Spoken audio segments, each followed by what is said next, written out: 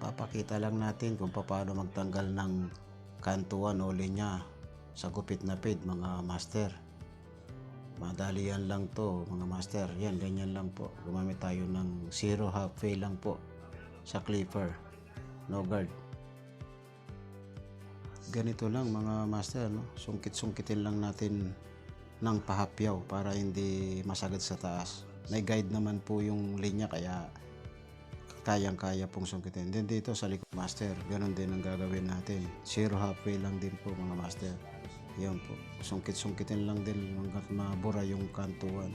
Then dito, 0 gap na po yung clipper natin.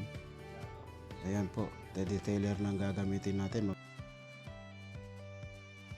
Ganyan lang po. Sungkit-sungkitin lang hanggat mabura ang kantuan. Then dito binaligtad natin ng detailer para simot. Ganyan lang po kasimple ang pagbura ng kantuan mga master. Slide cut mga master. Magkabila po yan. Yan ang sikreto ng mga barberong malulupit. Sliding sa scissor. Then apply tayo ng texturizing powder, volume, ceviche.